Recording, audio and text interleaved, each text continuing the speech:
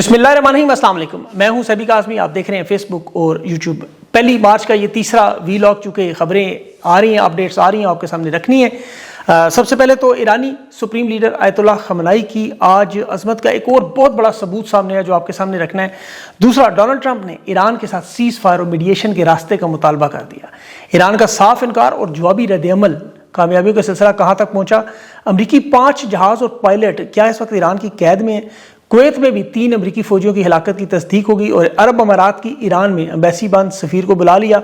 तुर्की के सदर ने ईरानी सुप्रीम लीडर की शहादत पर अफसोस और साथ पैगाम भेजा। ईरान पर बमबारी के जवाब में इसराइल को इस वक्त हिला दिया गया है। अभी जब मैं आपको 1 बजे तकरीबन ये बता रहा हूँ तो इसराइल अपने इलाके भी खाली करवा रहा है और 10,000 फौज के रिजर्व दस्ते बुलाने पर मजबूर। बगदाद में भी अमरीकी एम्बेसी पर हमला और अमरीका में एक नया पोल जिसमें सिर्फ 25% लोग ट्रंप के साथ, 75% मुखालिफ ईरान में जंग को नाजायज़ करार दे रहे हैं। यूरोप के 32 ममालिक अपने अपने ममालिक में नेटो फौजें खड़ी करनी शुरू कर रहे हैं और ईरान का मजाक दिफाई निज़ाम, चीन का ख़तरनाक मिसाइल क्या इन्हें मिल गया। इसकी तफसील और पाकिस्तान के बड़े ख़तरनाक तरीन हालात, जो बगावत की खबरों का और एयरवाई और जियो हैक होने का मामला, न्यूक्लियर असासे सरेंडर करने का और तेल की कीमतें $100 बैरल तक पहुंचने का मामला, ये सारी तफसील मैं आपको बताता हूँ। सबसे पहले तो ईरान के जो शहीद आयतुल्लाह अली खमेनी, उनकी अज़मत का आज एक बहुत बड़ा एतराफ़ जो उनकी हुकूमत ने आज बताया कि आयतुल्लाह खमेनी को शहादत से पहले बेहद इसरार के बावजूद बंकर्स में छुपने के लिए कहा था। इन्होंने ऐलान किया, नहीं, मैं अपने लोगों में, अपने घर में रहूँगा और अपने दोनों पैरों पर शहीद होगा। इनके रहनुमाओं ने बड़ा इसरार किया, आप किसी छोटे इलाके में मुंतकिल हो जाएं, किसी बंकर में चले जाएं। इन्होंने इनकार किया। ये चाहते तो रोपोश हो सकते थे, छुप सकते थे, जिस तरह आपने सदाम हुसैन, कर्नल गज़ाफ़ी या भी हालिया दिनों में वेनेज़ुएला के सदर के साथ मुख्तलिफ लोगों को देखा, जो शायद एक लिहाज से गलत नहीं है, जान बचाने के लिए करते, लेकिन ये अज़मत के उस मेयार पर थे कि मौत को महबूबा और शहादत को तोहफ़ा समझ कर कबूल कर रहे थे। और इनके मुकाबले में कौन लोग हैं जो ट्रंप के सामने अपनी बेटियां बहनें नचाते रहे।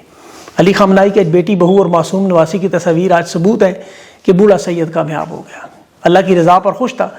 वो मासूम बच्ची से मुज़ाहिरीन में सवाल पूछा जा रहा था कि तुम आयतुल्लाह की शहादत पर रो क्यों नहीं रही, तो उसने कहा, मैं इसलिए नहीं रो रही कि इसराइल खुश होगा, मेरा लीडर एक हीरो था और ये वो शहादत है जो बहादुरों को नसीब होती है, वरना मौत तो बाथरूम में ऊंधे मुँह गिर कर भी आ जाती है, एड़ियाँ रगड़ कर मुशर्रफ की तरह भी मर जाते हैं लोग। बड़े से बड़े जनरल जया खान की तरह स्विमिंग पूल में भी मर सकते हैं, कहते तन्हाई में भी, गुमनामी में भी मलकुल मौत ढूंढ ही लेते हैं।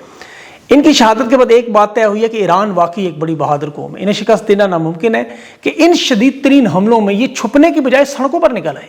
ट्रंप इन्हें बार बार पैगाम दे रहा है कि अपने अपने घरों में रहो, पनाहगाहों में रहो, बमबारी हो रही है, उड़ा दूंगा, मार दूँ। वो कहते हैं जाओ, जो करना है कर लो। सड़कों पर लाखों लोग निकले हुए हैं, बच्चे, ख़वातीन, बूढ़े, और इनकी नस्लों के लिए फ़ख्र ये है। अभी 99 साल के बुजुर्ग है आयतुल्लाह नासिर मुकर्रम शिराजी, उसने अमेरिका और इसराइल के खिलाफ जिहाद का ऐलान किया है। 99 साल इनकी उम्र है। इस उम्र में लोगों को अपना नाम नहीं याद रहता। वो ये कह रहे हैं कि मरने से पहले अपनी नस्लों को ये बताना कि हमने एक दौर देखा है जिसमें 86 साल का एक बुजुर्ग इस्लाम की जंग अकेले लड़ता रहा, पूरी उम्मत को मुत्तहद भी कर गया, तमाम फ़िरकों को जोड़ गया। अब देखिए, पूरी दुनिया में इस वक्त मसलक की कैद से आज़ाद लोग मोहब्बत, अकीदत और ख़राज तहसीन पेश कर रहे हैं। उनकी शहादत के बाद भी लोग गोलियाँ खा रहे हैं उन ममालिक में जहाँ ना वो कभी किसी से मिले, ना उनसे बातचीत हुई। पाकिस्तान में मुजाहरों का जो सिलसिला हुआ उसमें अब तक 34 लोग अमेरिका के खिलाफ एहतजाज के लिए सड़कों पर निकले और शहीद हो गए। 18 कन्फर्म कराची में, 6 गिलगित में, 6 बल्तिस्तान में और 4 इस्लामाबाद में। अभी और मजीद ज़ख्मी भी हैं। कराची में नुमाइश चौरंगी पे हज़ारों लोग अभी निकले हुए। सूरत हाल कितनी कशीदा है कि 3 दिन का सोग है। बल्तिस्तान, स्कर्दू से लेकर लाहौर, कराची, पेशावर, इस्लामाबाद तक इस वक्त लोग सड़कों पर हैं पाकिस्तान में। और वो जो कहते थे ना, गोलियां मारते हैं इसलिए लोग नहीं निकलते, देख लें आज गोलियां भी खा रहे हैं और निकल भी रहे हैं। अभी इन चलाई हुई गोलियों में वो सरीना चौक पे वो सहाफ़ी हैं आबिद हुसैन अल जज़ीरा से, वो भी ज़ख्मी हुए हैं। असतूर भी हुआ है ईरान इसराइल के इस मामले में, जो लोग निकले हुए थे उनको कवर कर रहे थे। लेकिन यहाँ जो बड़ी डेवलपमेंट्स है वो आपको बताता चलूँ। सीज़ फायर पर मीडिएशन पर डोनाल्ड ट्रंप राज़ी हो गए दरमियानी रास्ते में। इसका तो मंसूबा था कि 4-5 दिनों में हम स्विफ्ट ऑपरेशन से ईरान को घुटनों पे ले आएंगे, फिर इन्हें डील की बात करेंगे, फिर रजीम चेंज ऑपरेशन करेंगे, वहाँ अपनी हुकूमत इंस्टॉल करेंगे, रज़ा पहलवी को लाएंगे। ईरान ने तमाम मुतालबात मुस्तरद कर दिए, बल्कि जवाब ये दिया कि मुत्तहिदा अरब अमारात में तारीखी हमला करके वहाँ जो CIA की खुफिया रिहाइशगाह थी उसको निशाना बनाया। और उसमें अब ये इतलात आ रही है कि 6 सीनियर CIA के अफसरान की हलाकत और 2 ज़ख्मी हैं। ये अभी खबरें चल रही हैं। ताज़ा तरीन सूरत हाल में कतर में अमरीकी जो एयरबेस है उसको फिर ईरान ने एक दफ़ा बुरी तरह तबाह किया। और जो ताज़ा एक और हमला इसराइल पर हुआ उसमें ऐसे मिसाइल मारे कि इसराइल के इंच को हिला दिया है। ये इनके लिए बड़ा गैर मुतवक्किल सरप्राइज़ था, क्योंकि ये समझ रहे थे کہ آیت اللہ کی شہادت کے بعد ایران کی کمر ٹوٹ جائے گی. ایران نے بلکہ شدت سے یہ حملے بڑھا دیے، اور اس کی دو بڑی وجوہات ہیں جس پہ ڈونلڈ ٹرمپ اب سیز فائر کی طرف جانا چاہتا ہے. ایک تو انہیں یہ خبر مل چکی ہے 5 طیاروں والی اور 5 پائلٹس عمان میں. دیکھیں عمان جو تھا ایران کے لیے اس صورتحال میں ایک واحد ملک تھا جو مذاکرات کے ذریعے اس معاملے کو حل کروا رہا تھا. مذاکرات کی کامیابی کا عمان کے وزیر خارجہ نے اعلان بھی کر دیا تھا. اور ابھی بلکہ عمان کے جو مفتی اعظم ہیں شیخ احمد الخلیلی، انہوں نے ایران کی مدد کا فتویٰ بھی جاری کیا ہے. ایران واحد ملک ہے جس پر ایران نے حملہ نہیں کیا عرب دنیا میں، کیونکہ عمان نے اپنی فضائی حدود امریکہ اور اسرائیل کی جہازوں کو نہیں دی، وہاں سے میزائلوں کو اڑنے کی اجازت نہیں دی. اور اس وقت بھی جو بحری بیڑا ابراہم لنکن کھڑا ہے جس پر لڑاکا طیارے حملہ کر کے واپس آتے ہیں، وہاں سپلائی لائن ملتی ہے، اسے ایران نے سپلائی لائن کو کاٹ دیا میزائل مار کے. اب فیول پیٹرول بھرنے کی کیپیسٹی ختم ہوئی، یہ 5 لڑاکا طیارے عمان میں لینڈ کر گئے. ایران نے اس پہ عمان سے درخواست کی یہ واپس نہیں جانے چاہیے، انہیں امریکہ کے حوالے نہیں کرنا ورنہ پھر میزائلوں کی بارش یہاں بھی ہو جائے گی. اب یہ ایران کو اگر امریکی قیدی ملتے ہیں، جہاز ملتے ہیں، تو پھر ان کا ظاہر پلڑا بھاری ہوگا. اور یہی وجہ ہے کہ ٹرمپ کی طرف سے ایسے بیانات آ رہے ہیں. جو کل تک کہہ رہا تھا کہ بمباری سے ملیہ میٹ کر دیں گے، آج کہہ رہا ہے بات چیت کے لیے میں تیار ہوں، ایران سے میں بات کروں گا. لیکن اب وہ بات کرنے کے لیے تیار نہیں ہے. وہ اس پوری جنگ میں بلا شبہ اسرائیل تو فائدہ اٹھا رہا ہے. نیتن یاہو تو چاہ رہا ہے کہ مزید کارروائیاں کرے، وہ بمباری بھی کر رہا ہے اور امریکہ کو ساتھ ملا کے بھی کر رہا ہے. اور ٹرمپ کی باتوں پر تو دیکھیں مذاکرات پر اب کوئی اعتماد نہیں کرتا کہ ایک طرف مذاکرات کی بات اور دوسری طرف پھر عیاری سے حملہ. اب ایران اس معاملے پہ فل آن جا چکا ہے. ان کا جو ابھی تازہ ترین بیان آیا ان کے وزیر خارجہ کا بھی اور سپریم لیڈر کی طرف سے بھی، جس کا اردو میں مطلب یہ بنتا ہے کہ ہمارے پاس اب کھونے کو کچھ نہیں ہے، ہمارے اوپر حملہ ہو چکا ہے، ہمارے سپریم لیڈر کو شہید کیا جا چکا ہے، ہماری قیادت کو شہید کیا گیا ہے، ہمارے ملک میں افراتفری پھیلائی گئی ہے، ہمارے میزائل ٹیکنالوجی پرامن نیوکلیئر پروگرام پر بمباری کی گئی ہے اور ہمارے اوپر ایک جنگ مسلط کر دی گئی ہے. اب ہم ہر حد تک جائیں گے. جو ایرانی وزیر خارجہ نے بات کی کہ 20 سالوں میں جو ہم نے مطالعہ کیا مشرق اور مغرب میں امریکی فوج کی غلطیوں کا، ہم نے وہ تمام سبق اپنی حکمت عملی میں شامل کیا ہے. امریکہ جتنی مرضی تہران پر بمباری کرے، ہماری جنگ اب روک نہیں سکتے، نہ ہی اس کی صلاحیت کو متاثر کر سکتے ہیں. ہم فیصلہ کریں گے جنگ اب کب ختم ہوگی. اس میں انہوں نے اپنے موزیک دفاعی نظام کا ذکر کیا اور یہ ایران کی سب سے بڑی کامیاب جنگی حکمت عملی ہے جس میں فوج صرف ایک مرکزی کمانڈ پر منحصر نہیں ہوتی، چھوٹے چھوٹے خود مختار جڑے ہوئے یونٹس میں سے تقسیم کرتے ہیں. یعنی ایک حصہ اگر تباہ ہو تو پھر باقی نظام چلتا رہتا ہے. کمانڈ کو بھی ایک جگہ نہیں رکھتے، یعنی ڈرون میزائل، سائبر ٹیکنالوجی اور یہ سارے علیحدہ علیحدہ کر دیے جاتے ہیں تاکہ اگر دارالحکومت تہران میں اگر وہ حملہ کر رہے ہیں، بمباری کر رہے ہیں یا مرکزی ہیڈ کوارٹر تباہ کر رہے ہیں تو پھر جنگی صلاحیت ختم نہیں ہوتی. یہ چین کی طرز پر نیٹ ورک کو ڈی سینٹرلائز دفاعی نظام بنایا گیا ہے جو امریکہ اسرائیل سمجھ نہیں پائے. انہوں نے 500 مقامات پر بمباری کی لیکن پھر بھی ناکام ہوئے، اور اس میں جو پچھلی جنگ تھی اس سے ایران نے بہت کچھ سیکھا، جس میں بھی امریکہ نے دعویٰ کیا تھا B-52 بمباری کر کے بھی کہ ہم نے سب کچھ ختم کر دیا، وہ جھوٹا نکلا.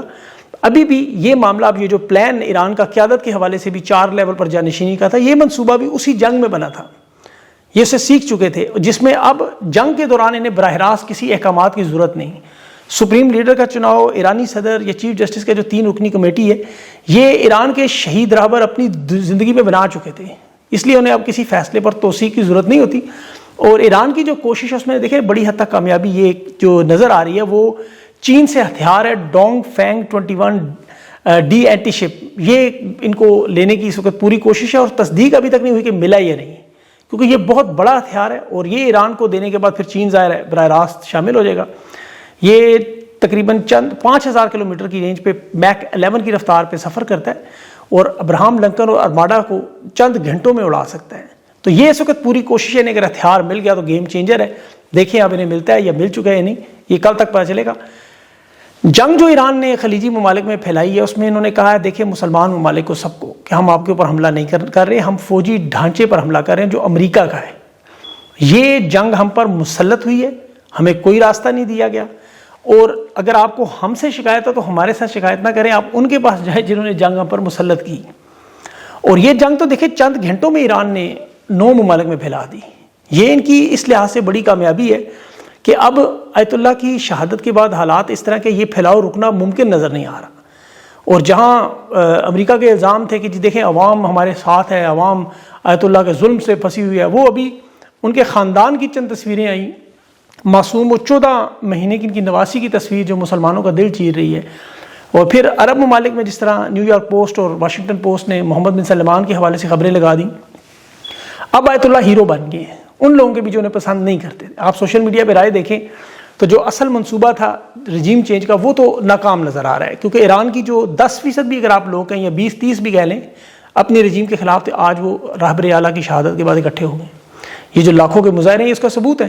اور یہ بات ایران کی قوم سمجھ چکی ہے کہ یہ جو رجیم چینج اس کا مقصد کیا تھا. وہ ابھی رضا پہلوی نے وینزویلا کی طرز پہ امریکی معیشت کو $1 خرب کا تیل اور گیس دینے کی آفر کر دی معیشت میں. اندازہ کریں. اب آپ اس پورے مرحلے کو دیکھیں تو ایران کے 1953 سے لے کے 1978 تک جس طرح اسی پہلوی خاندان کو برٹش پیٹرولیم اور CIA کی مدد سے وہاں وزیر اعظم مصدق ملک کی رجیم چینج کی تھی, رضا شاہ پہلوی خاندان کو انسٹال کیا گیا تھا تاکہ ایران کے اثاثیں, اور پھر یہی کام شام میں, عراق میں, لیبیا, وینزویلا, کانگو میں ہم نے دیکھا. جہاں جہاں معدنی وسائل تھے وہاں, یہ افغانستان میں 20 سال جو ہوتا رہا, پاکستان میں 24 سال سے ہو رہا ہے, یہ اسی سلسلے کی کڑی ہے. افغانستان اور پاکستان کی جنگ ہو, ایران میں رجیم چینج ہو, یہ اس کا ایک بہت بڑا تسلسل ہے. اور آج بھی دیکھیں دنیا کے نقشہ آپ لیبیا, مصر, شام, عراق, یمن, صومالیہ, تو آپ کو اندازہ ہو جائے گا کہ یہ پورا جو مڈل ایسٹ کا نقشہ بنانا چاہتے ہیں جہاں تمام وسائل, معدنی دولت چھیننا اور پھر اپنی مرضی کی رجیم لانا. کیونکہ اسلامی دنیا میں تو 4 بڑے ملک ہیں, سعودی عرب, ایران, ترکی اور پاکستان. مڈل ایسٹ کے نقشے میں اسرائیل کے لیے گریٹر اسرائیل بننے کی جو خواب میں رکاوٹ ہے, بے شک جو موجودہ رجیمز ہیں وہ ان کے ساتھ ہیں, لیکن نظریاتی طور پر یہاں یہ ملک کبھی بھی بدل سکتے ہیں. انہیں بے شک ڈیل دی جا رہی ہے کہ آپ ہمارے ساتھ تعاون کریں یا خاموش رہیں, تاکہ آپ کو پھر کچھ عرصے تک کچھ نہیں کہا جائے گا, مطلب کچھ عرصے کے بعد تو پھر بدلنا ہے. اب اس خطے میں پاکستان عالم اسلام کی واحد ایٹمی قوت ہے جس کے نیوکلیئر ہتھیار, ظاہر ہے مغرب, امریکہ, اسرائیل, ہندوستان سب کی نظر ہے کہ یوکرین کی طرح یہ سرنڈر کر دیں. اب یہ سب سے بڑا خطرہ ہے اس وقت, اور آنے والے سالوں میں چونکہ پاکستان ظاہر خطرہ تو بن سکتا ہے. آج تو چلیں فیلڈ مارشل موجود ہے, لیکن آئندہ سالوں میں تو یہ نہیں ہوں گے. پھر ادارے میں کوئی تبدیلی آئی, کوئی ایسا جرنیل آ گیا یا کوئی ایسی حکومت آ گئی جس سے اسرائیل کو ان کے مفادات کو خطرہ ہوا, تو وہ پھر ایران کی طرح کا آپریشن پاکستان میں کریں. اس لیے وہ چاہتے ہیں پہلے ہی پاکستان کو معاشی طور پر اتنا کمزور کریں, جو انہوں نے کر دیا کہ خواجہ آصف اور شہباز شریف کے بیانات آپ کو پتہ ہے, وینٹیلیٹر کے حوالے سے, امریکی امداد کے حوالے سے, باقی رہی سے کثر جنگوں میں لگا کے کر لی. اب شہباز شریف کا تو یہ بیان بھی ریکارڈ پہ ہم سے ایسے کام کروائے جو ہم نہیں کرنا چاہتے. اب وہ آپ CNN اور نیو یارک پوسٹ پڑھیں کہ ایران پر حملے سے پہلے ان 4 ممالک کو پتہ تھا, اس کی تفصیلات موجود تھیں. اب یہاں اس سوچ یہ سب سے بڑا سوال بنتا ہے کہ پاکستان کے معاملات کہاں ہیں, کیونکہ سب سے زیادہ ایران کے معاملے سے جو متاثر ملک نظر آ رہا ہے وہ پاکستان ہے. یہاں پر جو اس وقت صورتحال بنی ہے اس میں دیکھیں 2 اہم پہلو ہیں. ایک تو مغرب اور ان سب کی نظر اڈیالہ جہاں عمران خان ہے, کیونکہ عوامی لیڈر ہے اور عوام کی نظر بھی وہی ہے. دوسرا اسرائیل, امریکہ, ہندوستان کی ان سب کی ایٹمی ہتھیاروں پہ نظر کہ سرنڈر کریں, اور یہ خدا نہ خواستہ یہاں پر بڑے پیمانے پر سول وار کروائیں. دیکھیں یہ عوام کو ذہنی طور پر تیار کر رہے ہیں. عوام تک پہنچنے کے لیے عوام کو پرامن تحریک اور سیاست سے نکال کے یہ سول وار کی طرف لانا چاہتے ہیں. اب اس میں بدقسمتی سے وہ لوگ جو ملک پر مسلط ہیں وہ ان کی مدد کر رہے ہیں. جس طرح ملک کا آئین, جمہوریت, مستقبل, امن و امان, خارجہ پالیسی, معیشت, یہ تباہ و برباد کیا گیا, اسی لیے کیا گیا کہ چند دن کے اقتدار میں اسرائیل اور امریکہ کے ساتھ کھڑے ہو جائیں. لیکن یہ انہیں پتہ نہیں کہ ان کے اپنے پاؤں تلے آگ لگے تو وہ پھر اپنے ہی بچوں کو پیر تلے دیتے ہیں. یہ ان کی ایک پوری تاریخ میں نے ایک جملے میں بیان کی ہے. پرویز مشرف ہو, جنرل ضیاء الحق ہو, جنرل کیانی ہو, باجوہ ہو, ایوب خان, یہ سارے دیکھ لیں آپ پوری کی پوری تاریخ. ان کا کام جب ختم ہوا اٹھا کے ردی کی ٹوکری میں. تو یہ ایک بدنما تاریخ ہے ہماری. اب وہی سازش عروج پر ہے. موساد, انٹیلیجنس, اسرائیل اور امریکی پیغامات جو انہوں نے آج دکھائے عوام کو فارسی میں, اردو میں, انگریزی میں, کہ یہاں حالات اس نہج پر لائے جائیں کہ یہ مجبور ہو کے سول وار کے تحت اپنے ہتھیار سرنڈر کریں. یہ بہت بڑی سازش ہو رہی ہے. پاکستان کے 2 mainstream channel Geo news, ARY اچانک ہیک ہو گئے. اچھا ذرا سوچیں, پیغامات کس کے چل رہے ہیں؟ موساد کے, کہ جی ایران میں ہمارے بھائی اور بہنیں مدد کے لیے ہمیں بلا رہے ہیں. وہ انہیں بلائیں گے, یہ مدد کریں گے. اور وہ موساد کے مونوگرام سے پروگرام نشر ہو رہا ہے جیو ایئر وائی کی اسکرین پر, ان کی باقی ایپس پر بھی, ویب سائٹس بھی, ٹارگیٹڈ اشتہار. اب جیو نیوز کے جو ڈائریکٹر وغیرہ انہوں نے ٹویٹ فوراً کر دی کہ ہماری پاک سیٹ پہ جو سیٹلائٹ ہے 24 گھنٹوں کا چینل ہیک ہو گیا, اس کی نشریات میں رکاوٹ ڈالی جا رہی ہے اور ایک نامناسب پیغام نشر کیا جا رہا ہے کہ جس سے ہمارا کوئی تعلق نہیں ہے. ہم تو درخواست کر رہے ہیں کہ یہ پیغام جو آ رہا ہے اس کا نوٹس لیں. اچھا پیغام کیا ہے کہ جی تمہاری فوج کے مخصوص حلقے نے پورے پاکستان کو تباہی سے دوچار کیا ہے، اس کے خلاف کھڑے ہو جاؤ، اس کے سامنے کھڑے ہو جاؤ۔ اس پیغام میں تاثر دیا جا رہا ہے کہ جیسے امریکہ اور اسرائیل نے جیو ریئر وائی پر سائبر حملہ کیا، اب اندازہ کریں گے ان چینلز پر ڈونلڈ ٹرمپ اور نیتن یاہو کا موقف بھی آ رہا ہے، تصاویر بھی آ رہی ہیں اور ویڈیوز بھی آ رہی ہیں۔ یہ ایران کے شہید رہنما کو ہلاک جاں بحق تحقیر کرتے ہیں، ان کے خاندان کے بارے میں جو الفاظ استعمال کرتے رہے۔ آپ ذرا اسلام آباد، لاہور، کراچی میں جو بھی مظاہرے ہوئے ہیں اس کی دیکھیں، کوئی کوریج آپ کو نظر آئی؟ کراچی میں کتنے لوگ شہید ہوئے، کتنی گولیاں لگیں، اسلام آباد میں پولیس نے کتنے شہید کیے، آپ نے کوئی خبر سنی؟ بالکل اسے بلیک آؤٹ۔ علامہ ناصر عباس نے بڑے پرامن انداز میں پروٹیسٹ کی کال دی، گفتگو کی کوشش کی، وہ بیانات مکمل بلیک آؤٹ۔ یہ 3 دن کی آپ ان کی صرف ان چینلز کی نشریات اٹھا کے دیکھ لیں، آپ کو اندازہ ہو جائے گا یہ تو اصل میں کھیل ہی انہی کا کھیل رہے ہیں۔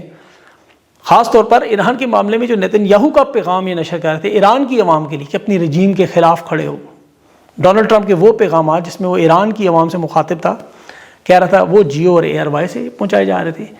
اب ان دونوں چینلز کے مکمل طور پہ ان کے ایجنڈے پر ہوں، انہیں ہیک کر کے سائبر حملہ کرنا، ایران کی مخالفت کرنا، یہ اسرائیل امریکہ کا ایجنڈا ہوگا، یہ بہت بڑی واردات ہے۔ ان چینلز کو تو اربوں کے اشتہارات حکومت پنجاب اور حکومت دیتی ہے، جو عوام کے ٹیکس کے پیسوں سے۔ یاد رکھیں یہ جو باریک واردات ہے وہ کیا ہے اس میں، کہ ایک تو انہوں نے الزام لگانا ہے تحریک انصاف پہ، یاد رکھیں وہ تو ہوگا لازمی۔ دوسرا، جس طرح مطالعہ پاکستان میں آپ کو جھوٹ پڑھاتے رہے، یہ ایسا ہی ایک جھوٹ تیار کرنا کہ جی اسرائیل نے ہمارا چینل ہیک کر لیا تھا۔ اصل معاملہ جو اس میں جو ہے وہ آپ ذرا سمجھیں۔ ابھی پروپیگنڈا جو انہوں نے شروع کیا کہ فوج کے ادارے کے اندر اندرونی ٹکراؤ ہے، یہ الزام لگا رہے ہیں ہندوستان اور افغانستان کے ہیکرز نے کیا ہے، وہ اس میں ملوث ہے۔ خبر یہ انہوں نے جاری کر دی کہ فوجی کور میں جو اعلیٰ مسلکی اعتبار سے کمانڈرز ہیں، اس میں جنرل اویس کا نام انہوں نے ڈال دیا کہ فیلڈ مارشل کے خلاف بغاوت، اور فوج کے اندر جو جنرل ہیں وہ فیلڈ مارشل سے ناراض ہیں کہ امریکہ اور ایران کی آپ نے مدد کیوں کی، ایران میں سپریم لیڈر کو شہید کروایا۔ اب یہ ان کی خبر ہے، یاد، یہ میری خبر نہیں ہے، یہ سوشل میڈیا پہ ان کے پیغامات چل رہے ہیں۔ اس حوالے سے انہوں نے لیفٹیننٹ جنرل کا نام لکھ دیا اور اسے جوڑا کس کے ساتھ کہ جی اسرائیل کی مدد ہے، اور ادارے کے اندر غزہ میں فوج بھیجنا، ایران کے معاملات پر اسرائیل اور امریکہ کی مدد پر ایک اندرونی انتشار تھا، تو جس کے بعد امریکی قونصل خانوں پر، سفارت خانوں پر جو حملے ہوئے یہ بھی پلانڈ تھے، اور جیو اور ایئر وائی بھی پلانڈ ہے۔ بہرحال پاکستانیوں نے واردات پکڑ لی۔ دیکھیں ہمیں صرف اس میں یہ چیز یاد رکھنی ہے کہ پاکستان ہمارے لیے مقدم ہے، اور اللہ پاکستان کو ان تمام سازشوں سے محفوظ رکھے، عالم اسلام کو، ایران کو، سب کو ان کے شر سے محفوظ رکھے۔ یہ بہت بڑی واردات ہو رہی ہے، یہ جو دن چل رہے ہیں، جو مہینہ چل رہا ہے، یہ بہت خطرناک ہے۔ تو اس میں رمضان کا مہینہ بھی اللہ سے دعا بھی کریں ساتھ ساتھ کہ اللہ تعالیٰ اپنا خود ہی کوئی معجزہ دکھائے اور یہ معاملات جو ہے بہتری کی طرف جائیں۔ مجھے اگلے ویلاگ تک کے لیے اجازت دیں، اپنا خیال رکھیں، اللہ حافظ۔